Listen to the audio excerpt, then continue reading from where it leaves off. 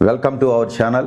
ప్రస్తుతం ఏపీ ఎలక్షన్లలో పార్లమెంట్కి మరియు 175 అసెంబ్లీ నియోజకవర్గాలకి ఎలక్షన్లు జరిగిపోయినాయి. ఈ జరిగిపోయిన తర్వాత మనం ఈ వీడియో చేసుకుంటున్నాం.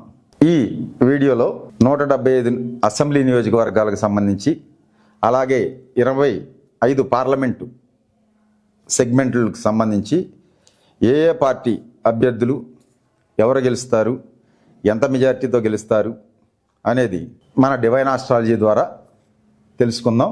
ఇక 7వ పార్లమెంటు అమలాపురంకి వెళ్తే టీడీపీ తరపున గంటి హరీష్ మాధూర్, వైసీపీ తరపున రాపాక వరప్రసాద్. ఈ అమలాపురం పార్లమెంట్లో కూటమి అభ్యర్థి టీడీపీ అభ్యర్థి హరీష్ మాధూరే 16,000 ఓట్ల పైచిలుకుతో గెలిచే అవకాశాలు ఉన్నాయి.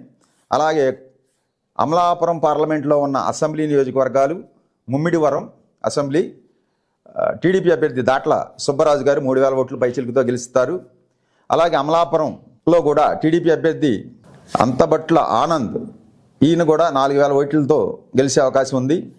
అలాగే రాజోల్ ఎస్సీ నియోజకవర్గంలో కూడా దేవ వరప్రసాద్ 2,100 ఓట్లతో గెలిచే అవకాశం టీడీపీ అభ్యర్థి జనసేన పార్టీ అభ్యర్థి ఉంది. అలాగే గన్నవరం కూడా ఎస్సీ, ఇతను కూడా జనసేన పార్టీ తరఫున గిడ్డి సత్యనారాయణ 3,200 ఓట్లతో గెలిచే అవకాశాలు ఉన్నాయి. అలాగే కొత్తపేట టీడీపీ అభ్యర్థి బండారు సత్యనారాయణ 2,000 ఓట్ల పైచిలుకుతో గెలిచే అవకాశాలు ఉన్నాయి. అలాగే మండపేట తోట త్రిమూర్తులు 2,000 పైచిలుకు ఓట్లతో గెలుస్తారు. అలాగే రామచంద్రాపురం పిల్లి సూర్యప్రకాష్ 3,700 ఓట్ల పైచిలుకుతో ఇక్కడ వైసీపీ అభ్యర్థి గెలిచే అవకాశాలు ఉన్నాయి. ఇక్కడ అమలాపురంలో 5 టీడీపీ, 2 వైసీపీ. అమలాపురం ఎంపీ కూడా టీడీపీ అభ్యర్థే గెలుస్తారు. మీకు నా డివైన్ ఆస్ట్రాలజీలో తెలియజేసేది ఏమిటంటే 25 పార్లమెంట్లు స్థానాల్లో వైఎస్ఆర్ కాంగ్రెస్ పార్టీకి 20 పార్లమెంటు స్థానాలు గెలుస్తుంది. ఎన్డీఏ కూటమికి 5 పార్లమెంటు స్థానాలు గెలుస్తుంది. అలాగే 175 అసెంబ్లీ నియోజకవర్గాల్లో వైఎస్ఆర్ కాంగ్రెస్ పార్టీ 123 అసెంబ్లీ స్థానాలు గెలుస్తుంది.